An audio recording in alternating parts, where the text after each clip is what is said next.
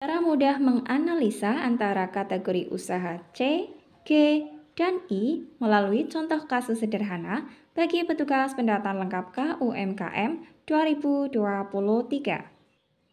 Hai, Assalamualaikum warahmatullahi wabarakatuh. Selamat datang saya ucapkan di Usma Ulia Channel yang masih sama membahas tentang beragam aplikasi dan informasi.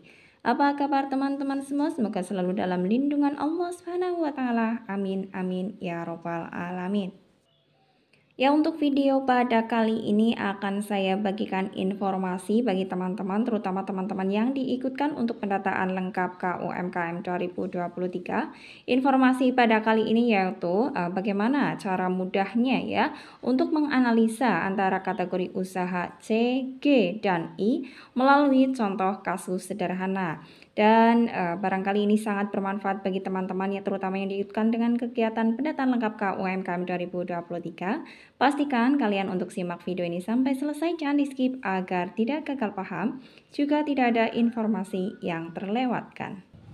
Ya, langsung saja masuk ke pembahasannya. Sebagai informasi, sudah pernah saya bahas pada video sebelumnya. Untuk kegiatan pendataan lengkap KUMKM 2023 itu mencakup 18 kategori, di mana yaitu mencakup semua kategori usaha selain kategori A, O, dan T. Jadi ada 18 kategori yang dicakup dalam kegiatan pendataan lengkap KUMKM 2023. Dari 18 kategori tersebut, dari beberapa petugas mengatakan ada yang memang susah ya untuk membedakannya. Untuk mencari di KBLI-nya juga, ini sebenarnya termasuk dalam kategori yang mana, terutama yaitu untuk kategori usaha C, G, dan I. Ini agak mirip-mirip.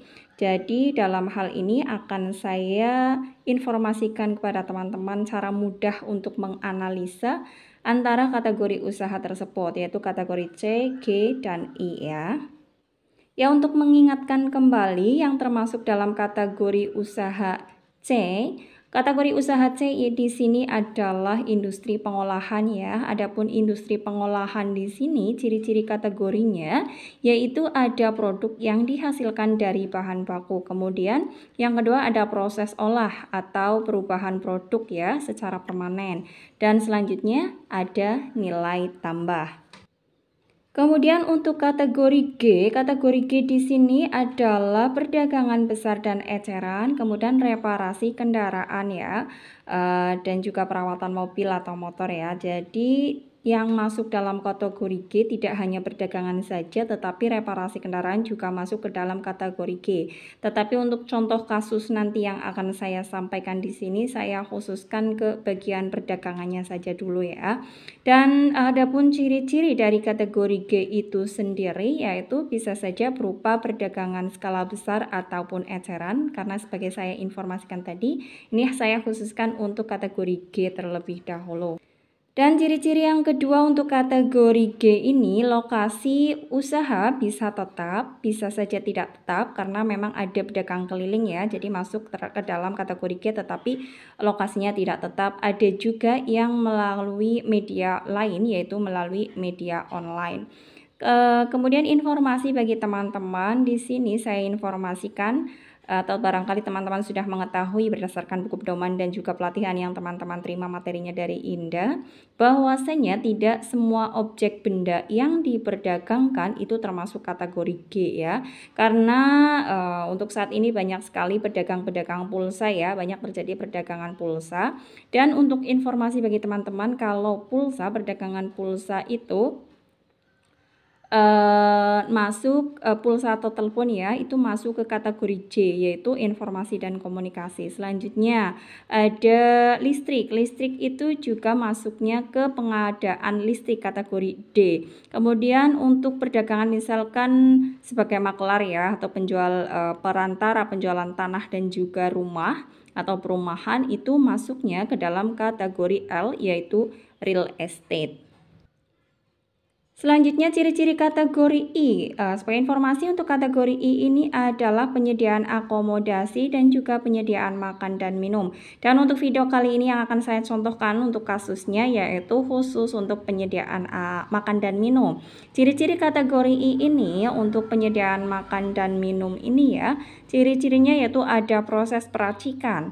Peracikan tersebut bisa saja dilakukan di tempat usaha tersebut atau kemudian bisa juga di take away atau dibawa pulang. Kemudian selanjutnya bersifat untuk dikonsumsi segera.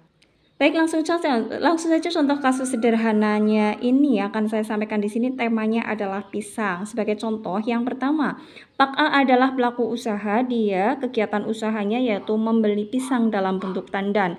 Kemudian beliau pisahkan tandanannya ke dalam bentuk sisir ya.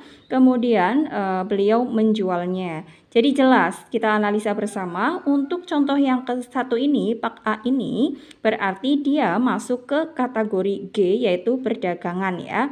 Karena beliau membeli pisang masih dalam bentuk pisang, kemudian menjual kembali pun masih dalam bentuk pisang. Hanya bedanya yang tadinya beliau membeli dalam bentuk tandan kemudian dijual dalam bentuk sisir, tetapi bentuknya masih sama yaitu pisang. Jadi untuk contoh Pak A ini masuk ke dalam kategori perdagangan.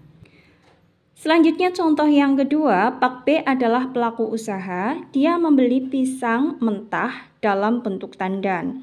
Kemudian beliau membuat keripik pisang dari pisang mentah yang beliau beli tersebut. Lalu dalam bentuk keripik pisangnya beliau jual ke orang lain atau ke warung-warung, beliau titipkan ke warung-warung seperti itu ya.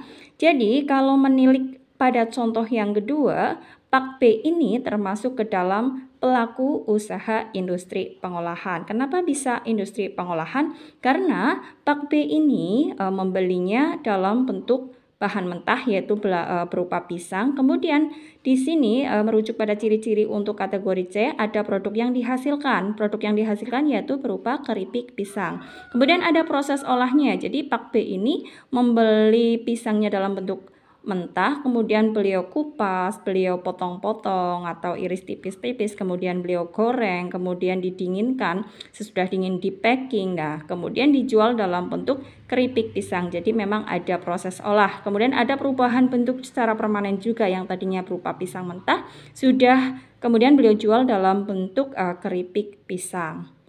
Selain itu ada nilai tambahnya juga. Pada saat beliau membeli pisang mentah harganya lebih murah, kemudian pada saat sudah menjadi keripik pisang harganya ada nilai tambahnya di situ. Jadi untuk contoh yang kedua, Pak B ini termasuk pelaku usaha yang masuk dalam kategori industri pengolahan yaitu kategori C.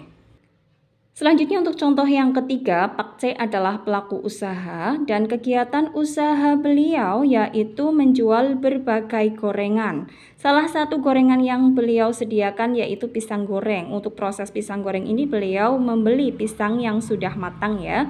Sudah matang dalam hal ini maksudnya sudah masak, pisangnya sudah siap untuk dibuat pisang goreng. Kemudian beliau masak menjadi pisang goreng dan beliau jual dalam bentuk gorengan yaitu pisang goreng tersebut ya bersama gorengan-gorengan yang lain.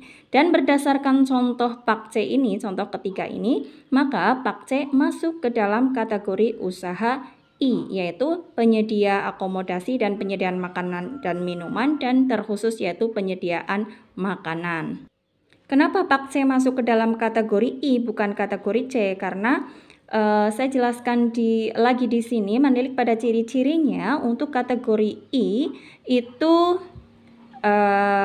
ada proses peracikan. Jadi beliau meracik dari pisang yang sudah matang tersebut, dicampur tepung, dicampur bumbu, kemudian juga bersifat untuk dikonsumsi segera. Jadi pada saat sudah menjadi pisang goreng harus dikonsumsi dengan segera, tidak bisa bertahan lama ya. Jadi harus dikonsumsi segera, maka masuk ke dalam kategori I. Jadi kalau masuk ke kategori C, proses olahnya panjang, kemudian biasanya untuk industri pengolahan ini untuk dikonsumsi dalam tidak segera dikonsumsi seperti itu ya. Jadi lebih tepatnya untuk contoh kasus yang C adalah masuk ke dalam kategori penyediaan makan dan minum, yaitu kategori I.